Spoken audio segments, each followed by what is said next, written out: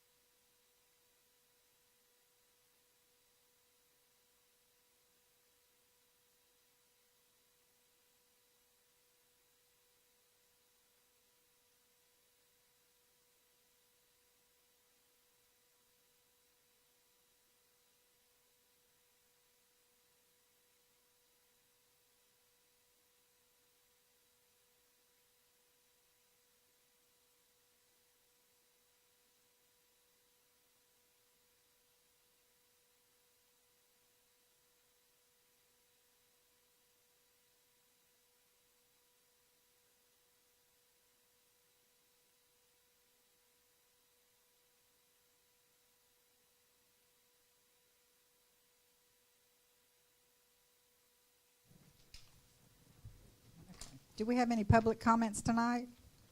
Any public comments? Okay. On to action items. Yes, ma'am. Madam President, members of our Board of Education, our first action item is our capital improvement project millage campaign. And I would like to invite our friends from... We're still on special boards. Oh, For employment and personnel. you know what? You're jumping in. Okay, take two. Action items. 5.1, employment of personnel. Madam President, members of our Board of Education, the employment of personnel. The superintendent recommends the employment of personnel as discussed in executive closed session. Madam President, I so move that we accept the employment of personnel. Second. Okay, moved properly second. All in favor? Aye. Any opposed? None. Motion carried. Madam President, Yes. I so move that we adjourn. Second. Okay, all in favor? Aye. On to the workshop. Now, I was just so excited, I guess.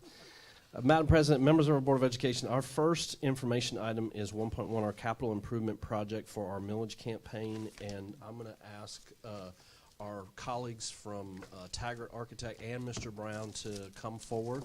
And what we want to show you is the most latest drawings as it relates to our three projects. And while they were coming here, I would like to recognize Ms. Lee Tackett.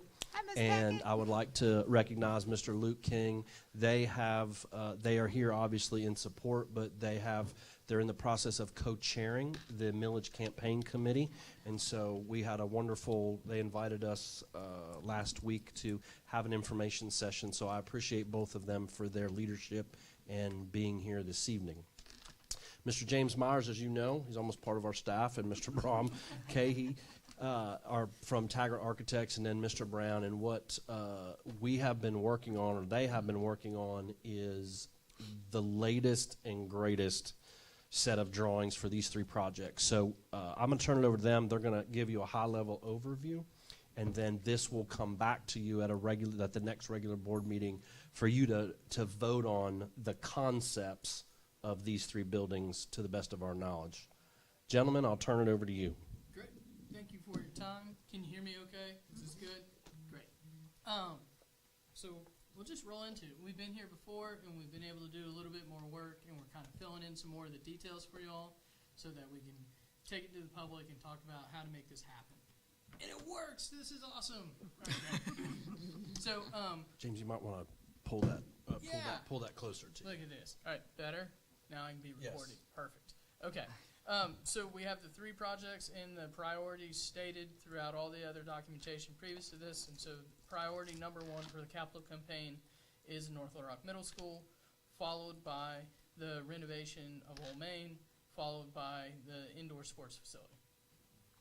And so we're just going to jump right into it here. And so on the left side of the screen is an existing satellite image of the school, and on the right is the proposed image for how we see this working out over a couple of phases. And so in general, the 6th grade and the 7th and 8th grade buildings will remain separate. They're standalone facilities. They have all of the program of requirements they need for their grades built into that footprint, including collaborative spaces, classrooms, enrichment classrooms, admin. A gymnasium is embedded into the 6th grade so that it keeps its services it currently has. The 7th and 8th grade building will have a large reading room, library, media space. In the upper right corner, kind of north of where the existing theater building is, will be a new gymnasium, PE space, and storm shelter.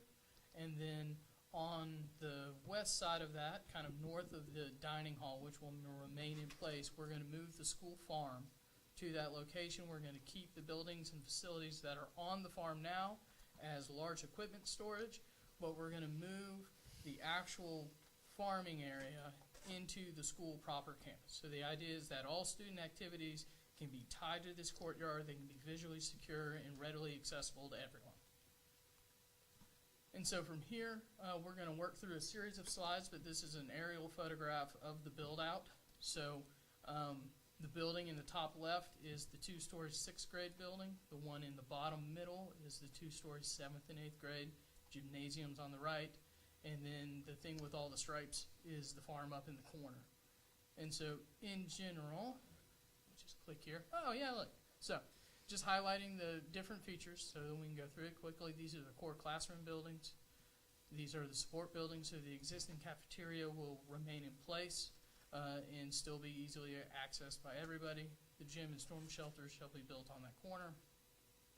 And so as part of this project, our schools are going from a loop, right? So there's 2 corridors of classrooms on that side and a lot of dead space in the middle, to a more current kind of layout where it's a single broad corridor with classrooms on both sides.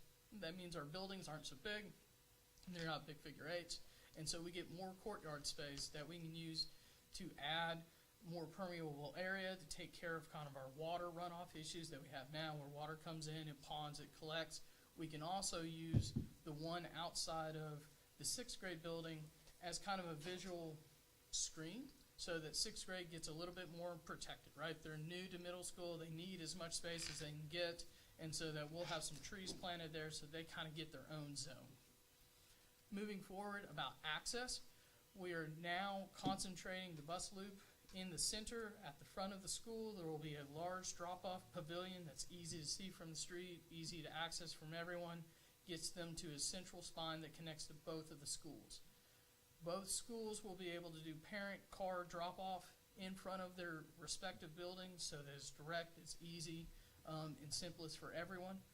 Part of the next step, if this millage passes, is doing a really down-in-the-weeds traffic study to make sure all this works. But in general, the concept is our overall traffic patterns stay the same. Parents come from the same direction, they leave the same direction they do now, and we just kind of put buses in the middle.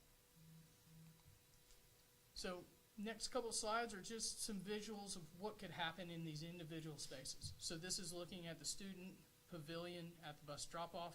So we have a nice large area that's able to provide some shade, some shelter. We're still being able to secure it with sliding gates. And then we have kind of large bleacher stairs for students to either wait for somebody to pick them up or kind of stage and platoon in and out of the gate. Moving on, this is looking at an example of the entry for the classroom buildings. So there's a secured vestibule that keeps people from being able to get into the courtyard without being checked in. So that covers our security, gives a good landing spot. And so you can see some of the classrooms on the right side of the image.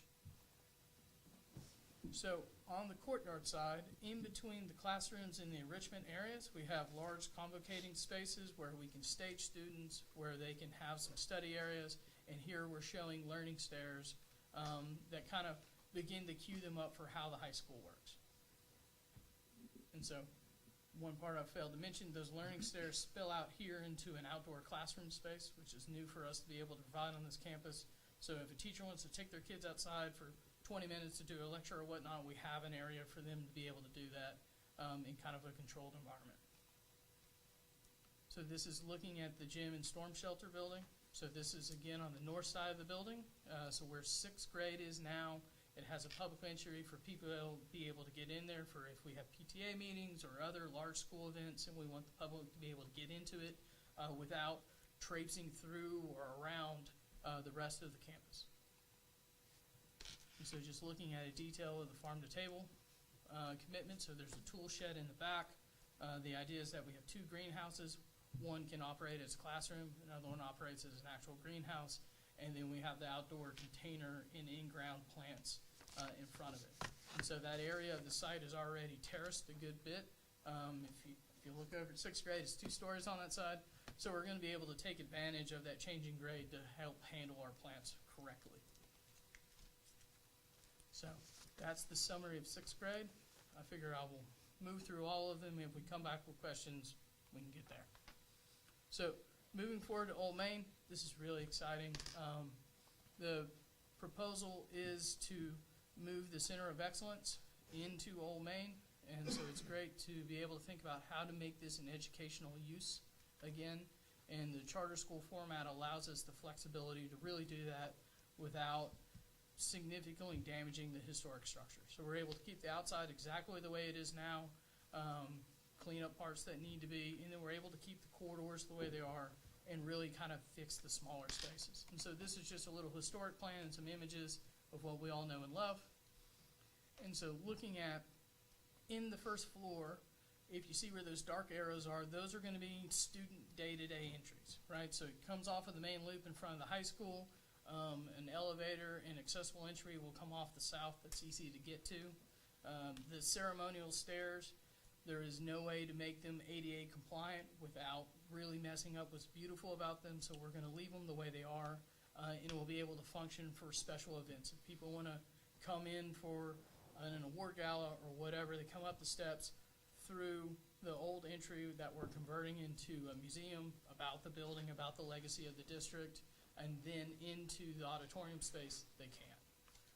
And so before I go to the auditoriums, you can see the spaces in purple are where we have administration, special education, multi-purpose rooms, things that are flexible.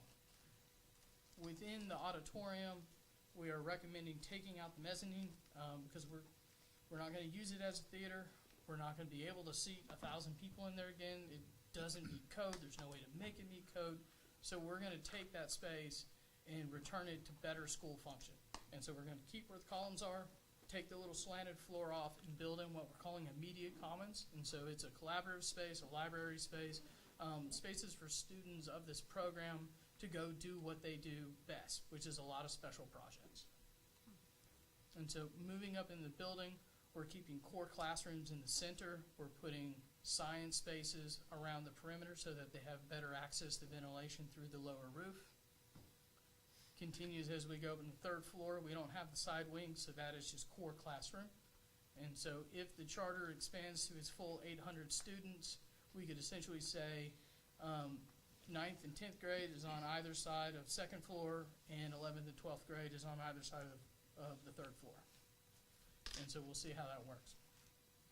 And so something to remember, the pitch in this whole thing is we take the center tower space, and so on the ground floor, it's a museum. On the second and third floor, it's a student lounge. And then when we get up to the tower, it becomes capstone space. So where we have special student projects, and they're able to go and work on things on their own, as well as have a kind of signature presentation space. Looking at the basement quickly, this is where the heart of the school goes. This is where our specialty bits are. We have our engineering classrooms down here. We have robotics. We have technology, computer science, health sciences. So all of our funky classrooms that need bigger space, there are the room for it down here. The other exciting piece in this is that we're able to take the original cafeteria space and really kind of upgrade and convert that into a community partnership space. So whether that's for services, whether it's for rentals, whether it's for special events, we have a large footprint that can be able to host that. It already has all the kitchen equipment there. We can just build a screen wall, plug it back in, so if they need to run that as catering or concessions, that availability is there. And then it has, through the media connection or the media commons, a direct stair that takes them up into the auditorium upstairs, where we have a plan to put in seating trays as opposed to fixed seats so that it can be more flexible. So we can utilize tables and chairs, we can set it up for a dinner service, we can do a lot of different things than sit in 2 small theater seats. And so the last bit of this again was up in the penthouse talking about special projects, and so that's where the capstone students can have a workshop, they can have a pitch room, they can be able to kind of present to their peers. And the intent is that's a securable space so that is all teacher-led. Someone's got to let them in there. They can't just go up and hide in the tower and do what they want. So moving on to the third project, this is looking at the indoor sports facility. And so this proposal is for the land to the north of the existing football stadium. And so this is where the police and courts building is. The Exxon's on the corner. And so this is a large, just exciting space for the district to be able to have, as it's been mentioned a few times in our public meetings, we're the only 7A district that doesn't have one. And so the intent is that we meet our peers and we do it as best as we can. And so in a quick layout, we have a 70-yard field set in the middle. Onto the right side is where the football locker rooms, training room, coaches' offices, Hall of Fame is set up. And then on the left side, we have 2 series of spaces. So we have ones in green that are school district programs. So we have indoor tennis courts, we have a bowling alley, we have a weight room, we have classrooms and training rooms. We also, in the upper left, is a blue rectangle, which is the intent to have a on-campus medical clinic. And so the idea is that the district already has a partnership with Baptist Health to do that. And so this is a space for them to be able to have integrated health and sports medicine services that, one, is great for them, and two, it's perfect for the district, and being able to have that right within our facility, be able to train our students how to get involved in health sciences. So many awesome partnerships that we spend a lot of time talking about that. Moving forward, there is a second floor. That's where you'll see in blue, there is a 4-lane wide running track space. And so that's something that's exciting. If it all works out, we can have some views down into the football stadium. We can let some natural light in from the north, and it really builds a great billboard for the district. Also in green, we have a second level for stretching and weight room there, so that'll look down into the primary weight floor. And so here's some imagery. Thinking about in the upper left, if you're on that upper weight room floor, looking down into the practice stadium, so we're able to hang all our banners, show all of our Wildcat Pride, charging Wildcat Pride. You can see the views out of the second floor. On the upper right, that's kind of, if you're running on the track, you can start to have views down in the football stadium. You can think about what that's like during homecoming. That's all really exciting stuff. And so down here on the bottom, you can see how it begins to lay up against the rest of the existing facility. And it looks pretty darn good at night, too. And so this is a lovely opportunity to build a fantastic front door for the district. It's right there at a major intersection at Pershing and 40 and Main Street, and you're not going to miss it, and you're going to probably smile every time you drive past it. That's it. Is there a video that you wanted to share? Oh, I failed to bring the video. Wait, you I think- have it, don't you? All right. Never mind, I didn't fail. Got you taken care of. Yes, that's why we love you, Brian.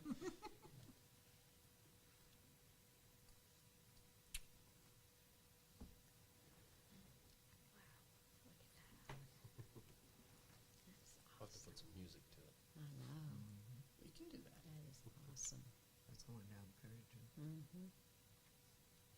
And so on this corner, that's where we're hoping that the medical clinic can go. And so that's views into the classroom spaces. And then we'll say, remove for clarity on this, there's a skywalk back to Tower A. So that there will be a direct, safe link for students to move from the high school into this facility. Okay.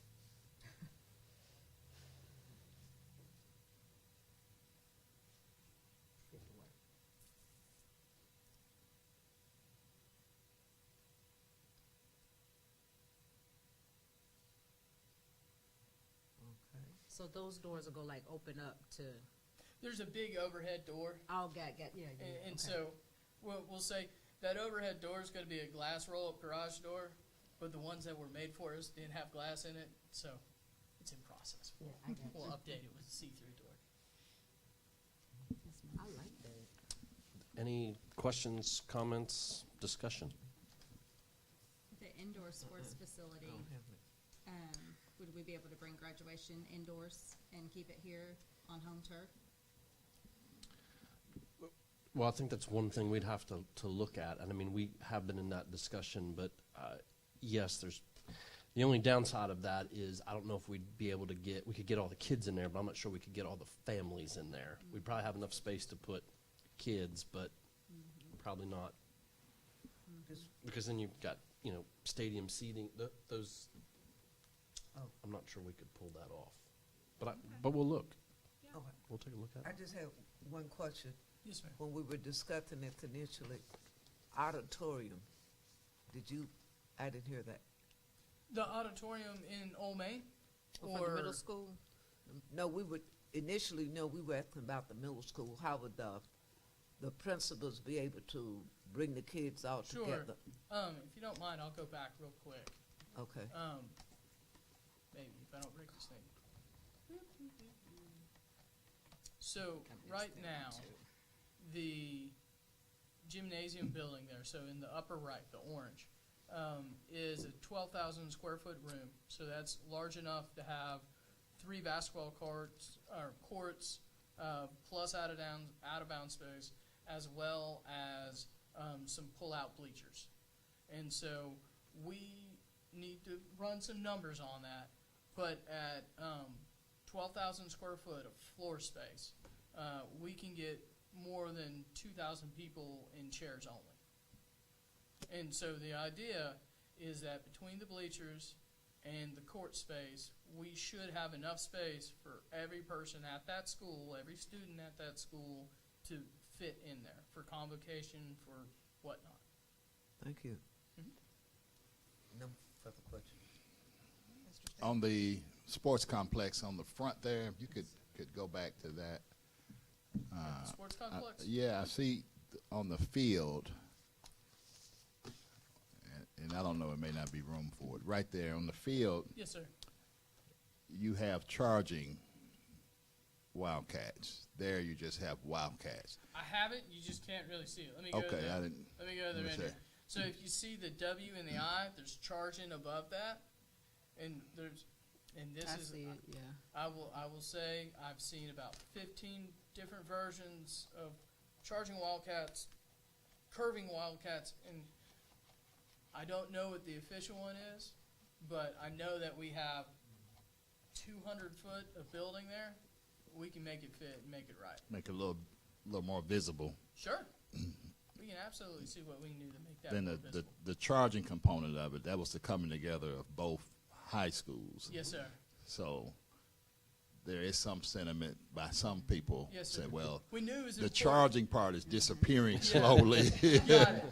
Luke knows all about that. You will be People are lazy. reminded by some people. Don't forget about Well, when we talked to Coach, and he was like, all right, if you can't get the charging on there, you can say, go Cats.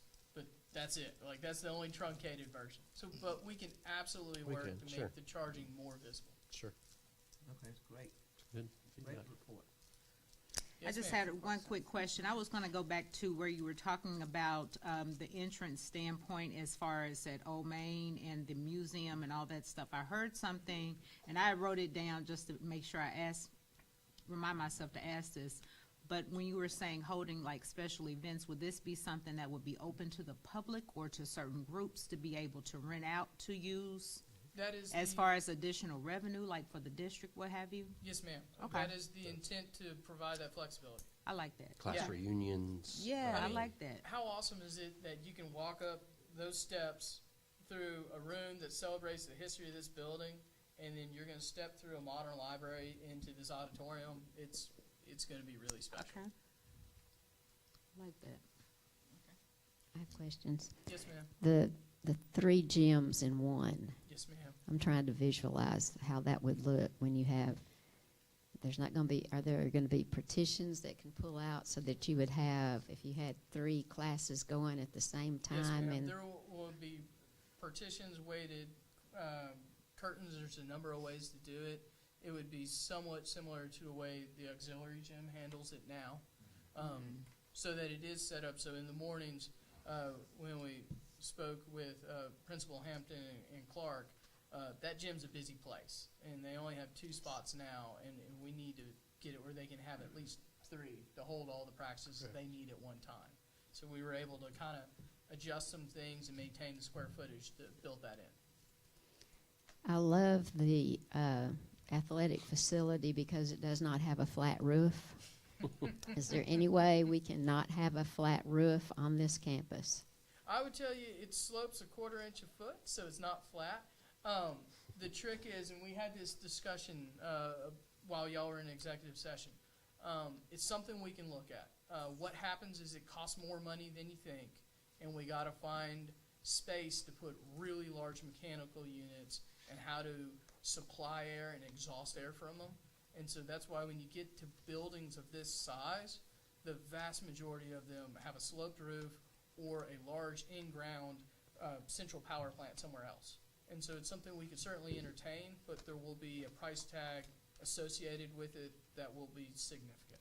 Well, we seem to have a running price tag on leaking roofs and damage Understood. that's done inside a building. So Well, and I would like for that to be looked at closely if it's possible. Absolutely. I mean, it's something we can certainly look at. And one thing I caution a lot of people, especially when we're going from a building of the era that these were built, those roofs were purely flat. And so they truly were built to work like a bathtub. And so they hold a ton of water. And so once they get older than that first roof that's 20 years old and it fails, they leak like a sieve. And it's why we don't design roofs that way anymore. There's intentionally slope built in to drain it to very specific intentional places for that water to evacuate the roof. So a flat roof that's built today is a very different animal than one that was first built 70 years ago. Okay, I like that. Cool. The spaces where you have all that glass, they tend to be at the south end of these buildings. So What are those spaces where all that glass is there? I know you have the glass where there's an entryway, but let me go through. above them, yeah, like there. So this space, the lower glass, that's that entry vestibule, and then on the upper floor, that is kind of small seminar workshop rooms that are off of part of the admin wing. And so that those are intended to be small group settings. And so this glazing in particular faces east. And so because glass that faces east and west, really where you get high glare from is early morning and late afternoon sun. And it's because the sun's low in the sky. And so that's why if you see those little blue stripes, those are what we call, anyway. Deflectors. Yeah, it's kind of. And so what we're doing is we're putting those vertical foils out there to knock down the glare. So because it sticks out in front of the glass, it blocks the low angle because it's coming from the side. Whereas if it was facing south, you'd make a really deep overhang to just keep the sun from never touching it. And so this does the same thing for a different direction of sun while still giving you a view out. So does it help keep the heat out? Yes. Okay, because that would be, I know we've had that with some of our elementary schools that have all this glass and it's facing a direction that they get all the heat in, and then everybody Yes, starts ma'am. putting up blinds, and then the blinds get, Oh, slats get I've spent cracked a lot and of time in the broken. gym at Lakewood at kid functions and Yes. cooking. So it faces due south. I certainly understand. And then it's hard to get the space dark if you're wanting to show like a presentation like this in that space, and you have all this glass and you can't get it. Yes, ma'am. And so Dark enough. typically in those cases, what we would do is put in a roller shade, and it's just a perforated piece of fabric, and they make them where they let in 3% or 5% or 10% of the light. And so you can really control how it works. And so our whole office and the whole west side of it faces due west. And so we have those roller shades because in the winter, after about 3 o'clock, it's hard to see. You put that down and it works great. Kind of similar to what we've upgraded here. Yes, exactly. So the way it is, I'm looking at this diagram, is there going to be a gate somehow all the way around so that you cannot enter the school campus unless you come in certain No. So areas? correct. Or Yeah, I will try and describe to you where we have fencing and gating, just because my pointer's not going to point on the screen. So if you see where those buildings come down to the bottom left side, right? And so that's this view right here. So we're looking at that glass vestibule. There's a fence from there all the way across to the pavilion in the middle. Here at the pavilion in the middle, you see there's a 10-foot tall section here. It comes all the way down, and then it continues up to the 6th grade building. So that whole south side is fenced off. Then the 6th grade building goes all the way up as close as possible to the cafeteria building. And so from the north end of the cafeteria building, we will fence off the student farm and take that fence all the way across to the gym building in the upper right. And so we'll have a series of gates where you see those two kind of courtyard extensions where the lighter color is. So we'll have 2 access gates there. And then when you come back down on the east side, in between the gymnasium and the 7th and 8th grade building, we will have another fence there with a series of gates. And so in that case, that entire central courtyard will be controlled behind fencing that's made where you can't climb it easy. so there basically will not be any entry to the school campus from the north side? Not I mean, there's without gates someone letting there, you but in. somebody, I mean, Yes. it's just somebody that particularly has There's access a gate there. that's locked, Yes. or is set up on access control, and there's no way to access that without someone letting you in. Okay.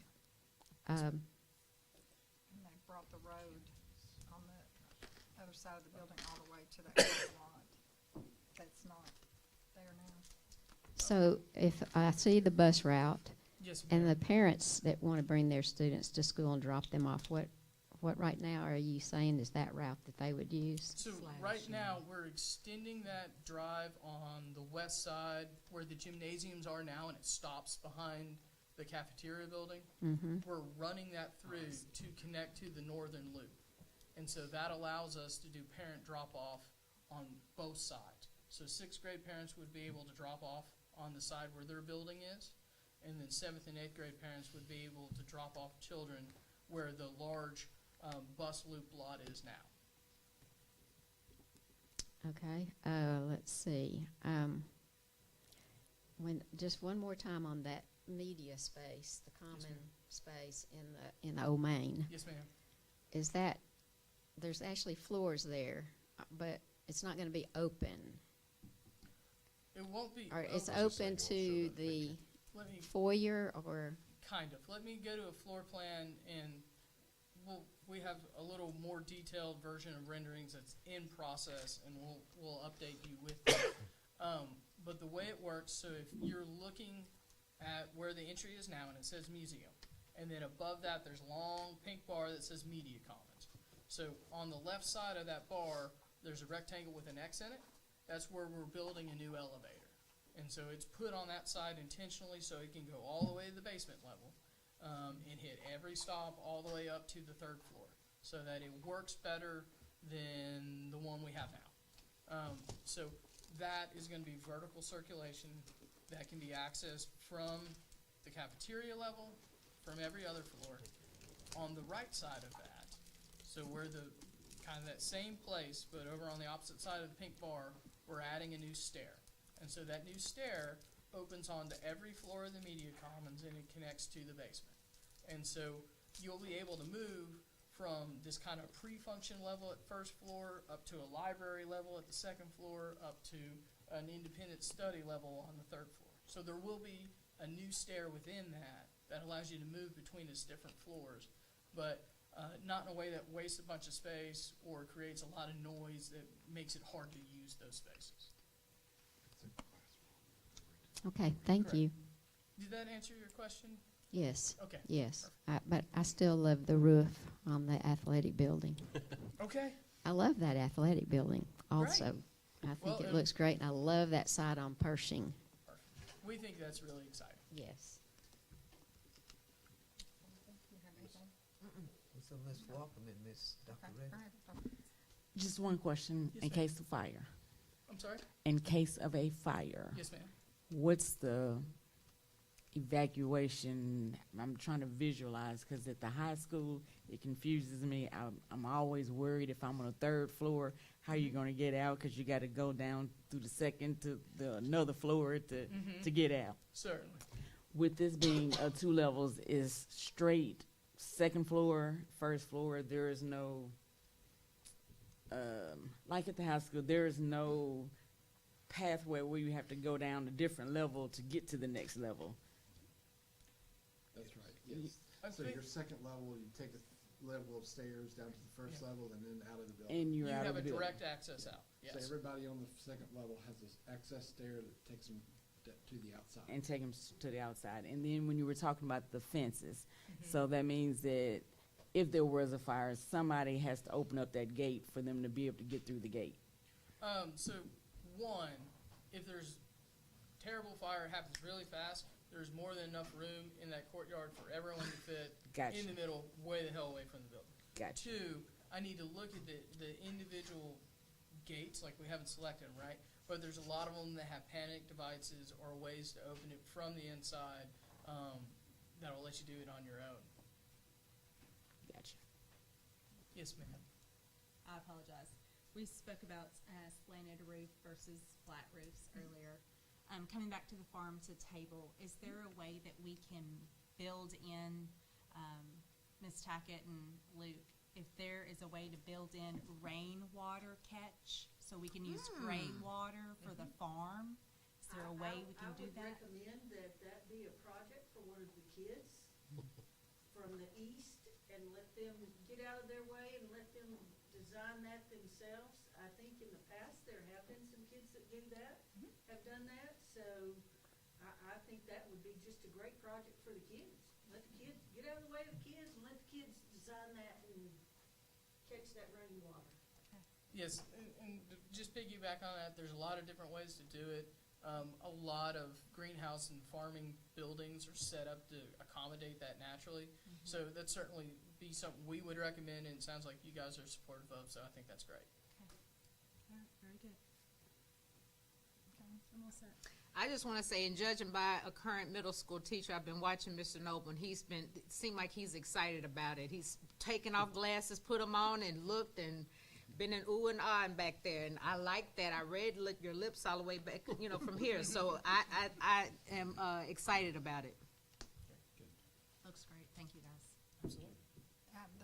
The only thing that wasn't clear on your drawing for the sports complex is how much parking is on that far, I guess it's the west side of that building. Is there much parking there? Yeah, right there. Yeah. I don't recall if we had a specific count. I feel like it's somewhere in the 40 to 50 car range. Right, at least that, yeah. Yeah. But I think we also talked about over where the safety security is, we could put some additional parking there as well. I think that was in one of our, Yeah, so we were thinking, since that's on the side of the coaches' offices, if they could park there at the safety and security building, freeing up these parking spaces for visitors to the clinic or, coming in after hours to the gymnasiums and things. Yes, ma'am. One more question. So when you're speaking of the clinic, this just popped in my head. This is going to allow for our student athletes to not have to try to go and Yes, ma'am. try to get physical somewhere else and all that. They are able to utilize the clinic for Yes, that. ma'am. sure, let me speak to that. So Okay. we already have a partnership with Baptist Health Right. As part of our COE and our allied health programs at both of our schools. And want to just a shout out to Cody Walker, the president, who's a huge partner. And this kind of concept came about to deepen the partnership. So number one, it would be used as a clinic for the community. It would be used as a clinic for our employees and as well as our students. And then the notion is to create a state-of-the-art, innovative sports medicine program. Their vision is to staff it with orthopedic surgeons and allow students to interact right on our campus with those that are in the healthcare field, as well as service. So for an example, if a student on Friday night gets hurt, they have to go to the hospital. The vision there is we can take them right into our Right, health okay, clinic. I love it. Or basketball or anything. We have that. That's the kind of service that in the partnership that they want to provide. So parents don't have to wait in the ER to 3 in the morning after a football game. I love it. Yes, ma'am. I think everybody's asked their questions. It looks good. Thank you. Thank you. Thank Gentlemen, you. thank you. Great job. Thank you. I love it.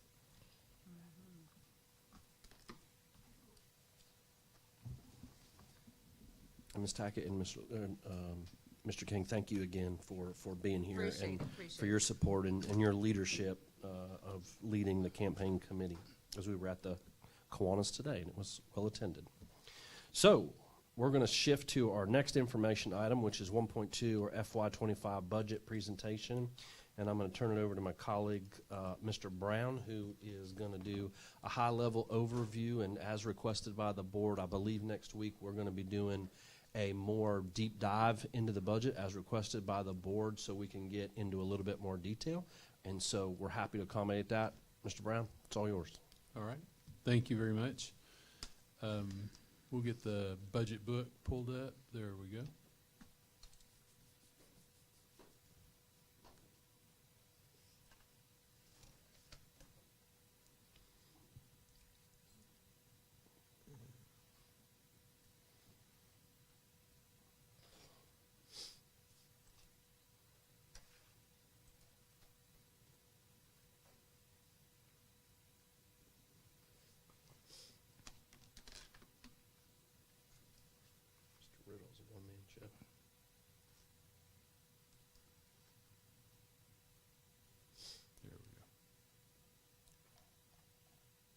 Thank you, sir. All right, so as Dr. Paluski stated, we are going to schedule a budget workshop next week. So this is to get the budget book in front of you, just as a reminder, walk you through the setup of the budget book, let you know the information that's in there, have some initial discussions about it, and then we can take a deep dive next week as needed. So we do have our mission, vision statements in there. We also have information about the board of directors. This will be a public document, so roles and responsibility of the board members. We have some pages in there dedicated to you all and the zones that you represent and information about your terms. We have a page dedicated to the superintendent. In the finance office, we have our organizational chart on page 7 that outlines the organization of our finance department. We also have definitions in there of acronyms that we use a lot in education that we may need to be reminded of the definition of, and our public may not be familiar with. So we've included definitions in there, things we use commonly when we refer to things like ADM, ALE, ASR, RMAC. This defines it, spells it out so that it's there as a reference for anyone who needs that refresher. Also have a list of best financial practices that we employ here at the district and that the state recommends that we employ. That's on page 13. We also outline our budget process, and you'll see there we outline it by month on how our budget process outlines, and it starts with the creation of the calendar that we bring to you and that you all approve each January. And that's the gateway portion of us being able to open the financial books for the next fiscal year, is setting the school dates for the next year and also outlining the contract dates of employees for that following year. So it begins with the approval of the calendar and ends with the approval of the budget. And in between there, a lot of things happen. We meet with departments, we meet with schools, we are reporting the budget to ADE, we're closing and opening fiscal years, so we've got that outlined. That's our process. We also report data throughout the year to ADE, and those reporting are called cycle reports. So we've got that outlined. The openings, so right now we're in cycle 1 period. It actually opens September 15th and ends September 30th. That's the window where schools can report budget to ADE. So that's the reason that school districts deal with approving the budgets in the month of September. We'll report our budget by the 30th, but after your approval of the budget at the regular meeting on September 17th. And then this outlines cycle 2 that happens in October, 3 in November, and so on. It culminates in the final close that you all have, I've been posting updates in our weekly board report that comes to you about closing, doing the final close. We just closed last Friday on last fiscal year. And in the meantime, we're preparing budget for this year and opening school. So that sort of outlines our data reporting that we do for ADE. Also wanted to remind you, this is that legal balance projection sheet that we include in your monthly board report. And this, of course, is the sort of the first rendering where you all notice this is divided. The top part, the horizontal top part of this is the revenue. The horizontal bottom part is expenditures. And then the vertical columns that happen throughout there are the months. And then the label at the top of each month has either the word actual or projection. So we give you a projection worksheet, and then we update this every month and post it in your board packet. And as the year progresses, those become more actual columns, and the projection becomes a truer picture at that point as we increase across and the year progresses. So that's just a reminder. This is what you all get each month, but that is an important document. This is I actually wanted to point out as well, this is a projected legal balance worksheet, so it excludes anything that's federal, it excludes the building fund, it's only our net legal, and that's the net legal balance is the measure of health that ADE uses for a school district in terms of finances. So this is what we keep an eye on. This is what ASBA talks to you all about as being that important financial measurement of the district. And so this is why we include it, so you can keep an eye on it as the year progresses. So some actual data that we wanted to report is our net legal balance. That's the magic number that ADE watches. Because large variations in your legal balance that could threaten the financial stability of a district is what triggers what they call fiscal distress. And if you recall, we back in the day when the district was in fiscal distress, it was for bank reconciliation reasons. It was back in 2009 or 10. But you'll also notice the sporadic nature of the net legal balance. And since the board has taken the helm on that and we made changes within the district and guidelines through ADE, we have kept our net legal balance steady, and we've actually increased it this year for the first time in several years. So that's actually $13.29 million, and my graph rounded it to 13.3. But we have increased that net legal balance that, again, will carry forward for several years until it's changed again.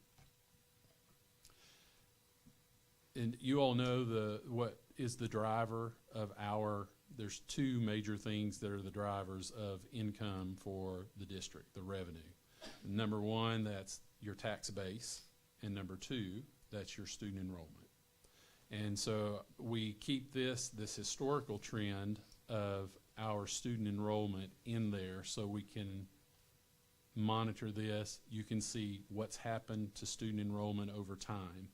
And you'll notice this is several years here in the making. I think that's 18 years worth of data. Get my glasses on so I can read. Yes, 18 years worth of data. And you can see it goes back to 2007, where the district had student enrollment of 8844. Our 2024 student enrollment is 7,250. So in the last 4 years, since 2020, we have had a decline in student enrollment of 767 students. And that over a 4-year period is at the value of $7,771 per student. The current value of that is about $6 million loss in revenue. Last year was a 333 student decrease, which is 2.6 million loss in state foundation funding. So I just wanted to preface that by saying we have lost student enrollment. We've lost some significant student enrollment over the last 4 years, but we are being mindful of that. We're putting a plan together to address, of course, as revenue decreases, you have to map your expenses to match that. So we've begun a process where we're meeting with our executive team, doing a deep dive into the budget, and we'll be discussing that in later, but that's just want you to know there's a plan going forward where we'll address these drops in revenue. The state foundation funding, state aid notice, I've included that on page 19. This is our 24-25 preliminary state aid notice. And I've got some numbers. So the top horizontal portion of the state aid notice is the data section. So that's where they collect data, and that data is used in the funding section below. So the bottom portion is the funding section. So up in the data section, of course, we talked about tax base being one of our main revenue sources, and that's where the data starts. It starts with our real assessment, our personal property assessment, utility assessments, total assessment, and a 98%, that uniform tax rate there on line 5.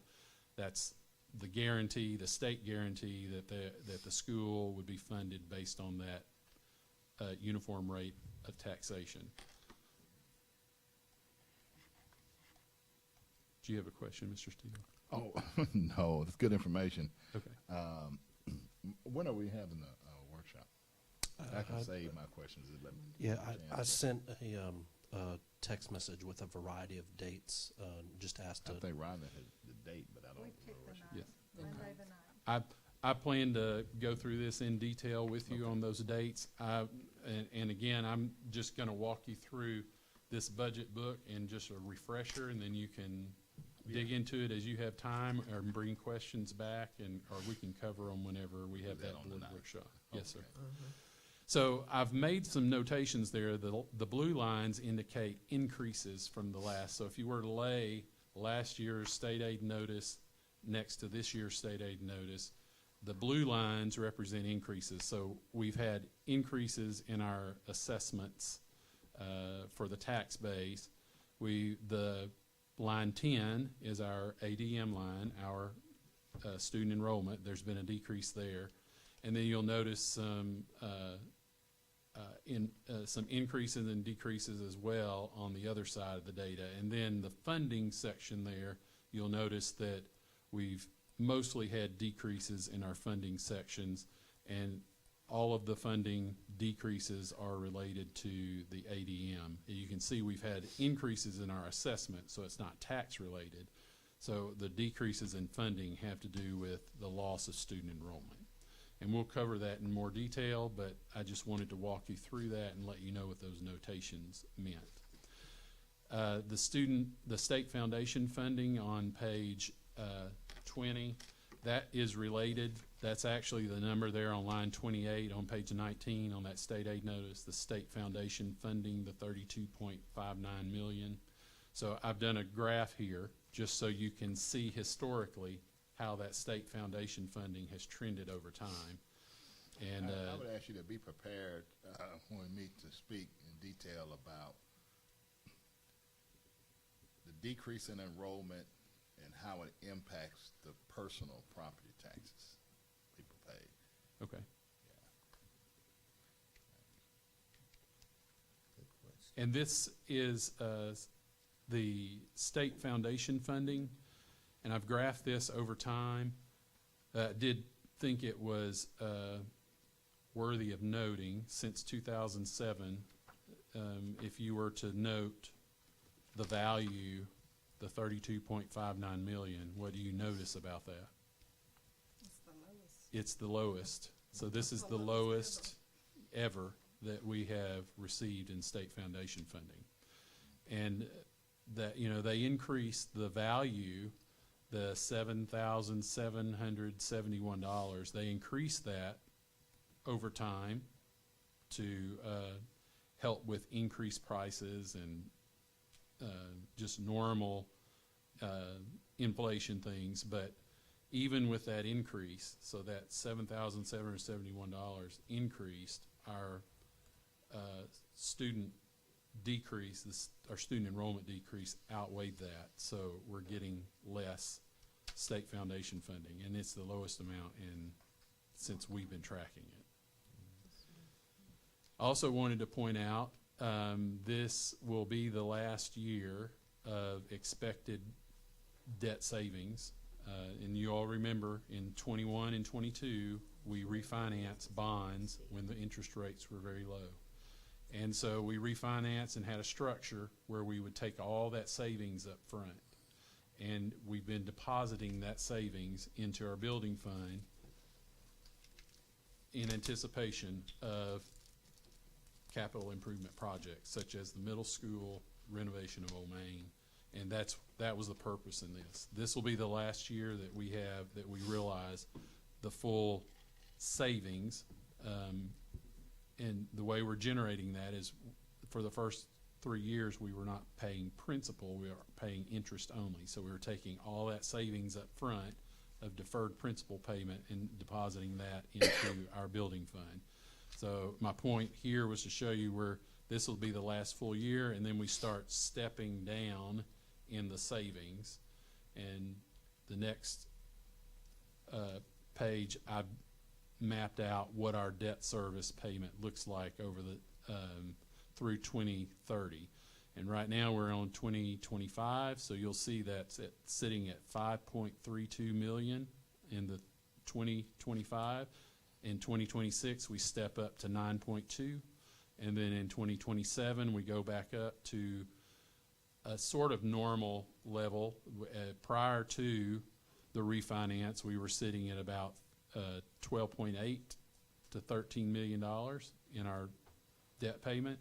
We'll get back to 11.8 for a period of time, and then it steps up another $1 million after 2030. So we'll get back up into the $12 million range. That's before that's just with our current debt. So if the 4 mills comes in, obviously that would increase our debt payment, but we would have the tax base coming in to support that. Also last year, when we were going over the budget, we looked at a public-facing tool called CFAM, and that's sponsored by the Arkansas Public School Resource Center. It was an online reporting tool where you can get real live data. And so I put a screenshot in here. This is just data that gives you some historical data, number of students. That's a smaller period of time. We have it for 18 years, but this is a shorter period of time, but it's actual data. Number of licensed staff, classified staff, our debt payment, unrestricted legal balance, and then you'll see over to the right expenditure history. So you can see expenditure trends over a period of time. And I've got a link to this tool in our budget book at the end that you're welcome to go look at. I just went ahead and selected North Little Rock, did a screenshot, plugged it in here so it would be a part of our budget presentation. That's also, there is a revenue tab where you can select revenue, and I chose North Little Rock. And over on the right, you can choose different years. I chose 24 and did a graphical representation on our revenue for fiscal year 24. This tool's there. We'll walk through it during our budget presentation, show you how to use it and what information's available. Also have a slide in here on our salary schedules, what it looked like prior to Learns, what it looks like after Learns, and Mr. Smith and I are going to work on this year getting. Remember when Learns passed, ADE actually encouraged schools not to go back to that traditional step like what we see on the left, the traditional salary schedule. But most schools have migrated back there, and that continues to be the way potential employees measure districts. So what we'll do is we'll be bringing something back to the board this year to get us back to a traditional schedule that potential employees can compare when they're trying to figure out where they want to go and where they want to teach. So, but this is our current salary schedule. Just wanted to put an image in there for you so that you'd have that. Also, we're graphing our salary and benefits, historical trend there. And we'll show last year we were at 84.199 million on salary and benefits percentage payout. This year we have 83.39% budgeted. And I just note there that there is a decrease, but the reason there's a decrease is because we've been paying a retention bonus out of ESSER for the last couple of years, and ESSER funding's going away. So that retention bonus is gone, and those bonuses are not budgeted into our budget. So that's why there's a step down there with, And this was the last, this is Yes. going into the last year for that, right? yeah, well, it's just, No, it's already, like, it ends in it's done. September. It's done. September, okay, Yes. got you. Yes. All right, and then we also, I've got, I'll give you a little preview here. We'll talk about it more in depth at our budget workshop, but our categorical funding is based off of our free and reduced lunch student percentage rate. And last year, when we recertified for the free and reduced lunch, we went from 74% down to 64%.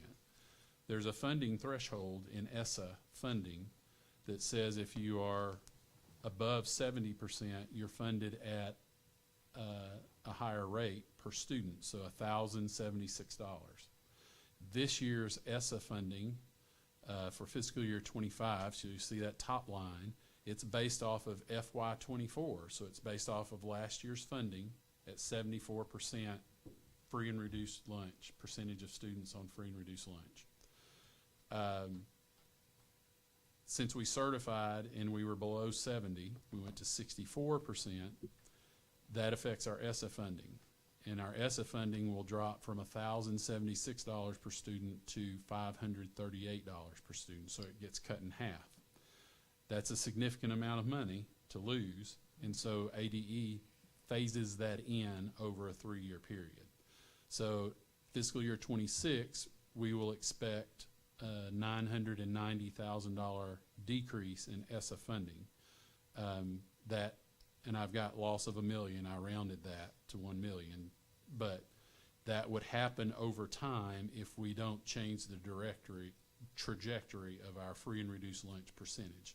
So internally, we're going to have that discussion about let's pull the numbers and look to see if we can recertify with our CEP rate. That's that eligibility program where all students eat free in the school. So they use direct certification numbers from DHS. They look at our DHS numbers, see how many students and families qualify for the SNAP program, and then they have an index that they apply to that to get our percentage. We're going to see if we can recertify at a level above 70 because DHS changed their requirements for certification for the SNAP program post-COVID. And that has caused some families to not qualify, which in turn affects our funding because of the decrease in certifications through DHS. So we're going to look to see, have families figured out that, have they figured out what they have to do to qualify and stay qualified, and we can recertify at a rate above 70, or do we have to investigate steering away from that particular program and go back to what we call a Provision 2 school? And Provision 2 is where you have to send out the free and reduced lunch forms. Parents have to fill those out. We have to collect those and attempt to get above that threshold, the 70% threshold, using the forms. Yes, ma'am. Would it be worth having a representative maybe from DHS, like at a campus, to like help families with that, maybe? As far as like our, We'll have as some of our what? Could probably do that. Well, I mean, Yeah, to like, so- to so- make sure that we get that paperwork done, because, I'm sorry. no, I was just gonna say, like, if they're maybe missing it or have moved since then, they might be missing that paperwork. So this is one of the discussions we had in our executive team leadership meeting that Ms. Dennis has been out ill, but we need to take a deep dive. And if we're going to go down that road, then we're going to have a plan that supports our families to do exactly what you're talking about, to support them, do outreach, that kind of thing. So we'll be happy to bring that plan back once we. Yeah, our goal at the school is to support our families as best we can, Right. given that this is not a school it's not something the school controls. DHS controls it. So we'll have to operate within their guidelines, what they say is allowable for us to do, but then whatever is allowable for us to do to support our families, that's what we would plan to do. Because mentally, I'm going back to a period of time, I'm saying when I was in school, but, where children at that time, sometimes you'll hear the lunch lady will say that they couldn't get a tray that day because, they didn't have money on their account. And and I just don't want to have to, a child not be able to have a lunch because a few years down the road, we're faced with that component. Our feeling here at the school, our take on it is we still have families that would qualify for assistance with free and reduced lunch that are not qualifying for the SNAP program, and we need to dive into that and see what is the cause of that. Okay. And if there's limited things we can do as a school district, then in terms of the DHS qualification purpose, then we may have to look at a provision 2 where we get people qualified at least at school for those free lunches by going to those paper forms. Gotcha. Okay. So we're planning to do a deep dive and see what we can do. But my point is, I wanted to map out what this change in percentage would look like if nothing changed. Our goal is to investigate this and to see what do we need to change our certification method so we can change this, or we're going to investigate this, and our plan is to have a plan to try to mitigate the loss in funding in ESA. All right, and then I won't go into the detailed tab, but there's a link there for the FY25 detailed revenue. We'll do that at our budget workshop, and we'll go through it. We'll go through the entire list, but here we have 114 million budgeted as our total revenue, and you'll see it's divided into local sources. So anything on that detailed list that starts with a 1 would be a local source. That's going to be your taxes. Anything with a number any code that begins with a number 2 is called an intermediate source. It's very limited. It's $7,500. Anything that begins with a 3 would be a state source revenue.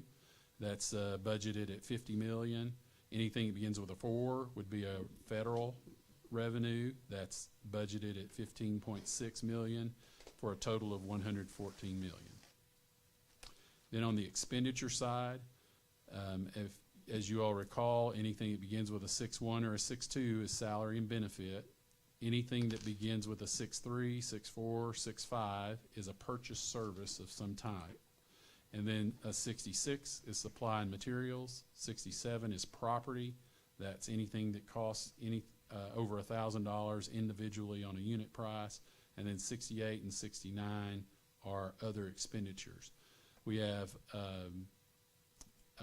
111 million budgeted on the expenditures, and I've got a representative graph there and we got a link there for the detailed expenditure list. And the expenditures we have broken into several tabs. We'll be glad to cover those with you at the budget workshop as well. And then the last page of this is the financial management principles that are published by ADE. I've got a link there to that for you to review if you're interested. And also that public dashboard that I mentioned earlier, the APSRC, that link is active. You can go there. You can select any district in the state. You can select North Little Rock. There are tabs there. We'll go through that as well at the budget workshop. But this was to give you just an overview, get it in your hands. We'll schedule the workshop and answer questions at that time, and then ask for your approval at the September 17th board meeting. Thank you so much. Yes. Any questions? Anybody? Okay. Thank you. Thank you. Thank you. Uh-oh, watch that cool.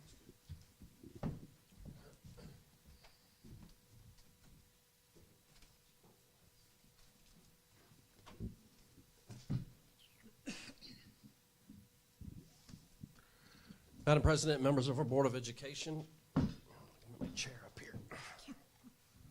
Madam President, members of our Board of Education, for the record, my name is Greg Paluski, the proud superintendent of the North Little Rock School District. And before you, as we do every year, are the goals. If you recall, there are 6 standards to evaluate superintendents on, as recommended by ASBA, excuse me. Also required by law is that at a minimum, superintendents would have 3 goals. So you know this process as well. There are 6 standards. It just makes sense to me that there are 6 goals. And each one of these goals is broad reaching, but you'll also notice that there are very specific action steps that change year to year. I am more than happy to go through this if you want me to. I think it's a document that you're familiar with, and every year there are specific action steps that we've completed, and I'll move on to next action steps as it relates to that goal. Some of these are continuing, some of these are changing, and I'm happy to take any questions, give me some feedback. Is there something on here you don't see that you would like to see more as an action step, or any feedback? And this is just information at this time, and then at the next regular board meeting, we'll seek your approval on these goals. Thank you. Yes, ma'am. Madam. Yes, ma'am, Ms. Williams. You gave us the pack. We're to look over it, and when we come to the next meeting, we'll be ready. Yes, ma'am. Or feel free to contact me individually if you want to sit down with me like we normally do and go over some specific feedback. I know we've started back on our one-on-one meetings. We've had a few of those today, and that's always good for me to get feedback from each board member so that when we get to the evaluation process, there shouldn't be any surprises on either side. Okay, so I have one question on this. Sure. Since it's going to change because of some of the other changes, we're going to use this for your evaluation this year, and the change would come after January if on goals. If are you referring to, and I know we had this question today, are you referring to in Goal 1, which it relates to the alignment of our performance metrics? So it's a great question. Ms. Temple asked me this today. Those goals were set on ACT Aspire. Remember, that's the old assessment that we gave. This was the first year of the Atlas assessment, the new assessment as it relates to the LEARNS Act. On a side note, remember that the ACT Aspire was a college readiness exam. And so what teachers were teaching wasn't what they were assessing. So now, and I know Ms. Person West attended some professional development today, now the new Atlas assessment is going to assess what teachers are teaching in the standards. So I'm a big fan of that. They have a testing blueprint. With all that said, we do not have any data yet as it relates to Atlas.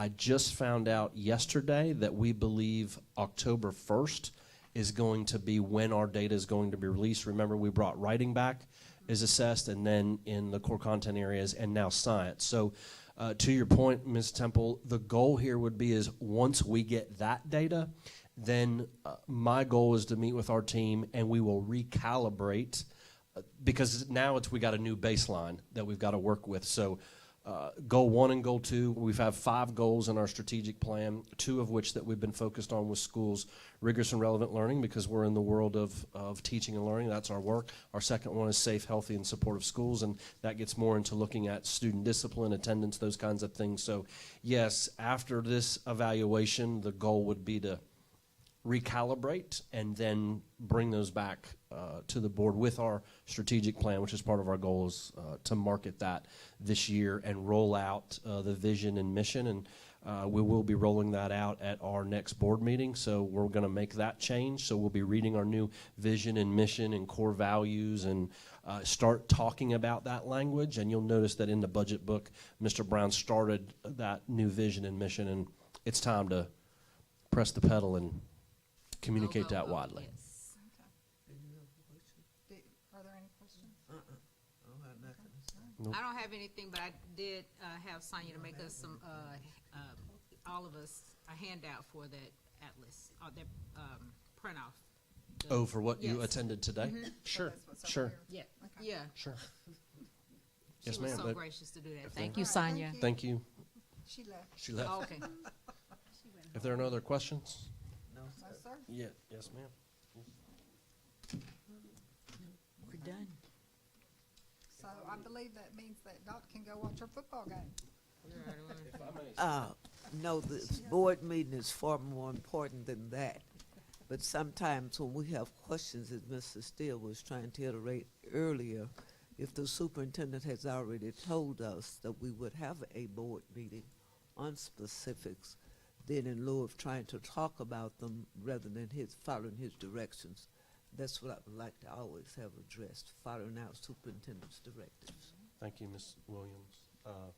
Madam President, if I may have a point of privilege, I would just like to take one moment of silence. There was a school shooting a few days ago in Georgia, and I would just like to pray for those families or recognize or just have a moment of silence. And I also, after this moment of silence, I want to thank this Board of Education for their commitment to safety and security and investing nearly $1 million in our school district to keep our children and our employees safe. I thank you for that on behalf of our community and our employees.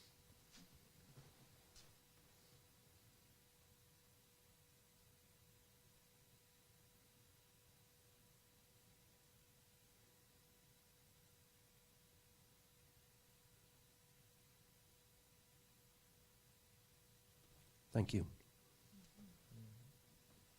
So move. Okay, so, yeah. Madam Chair, I so move that we adjourn.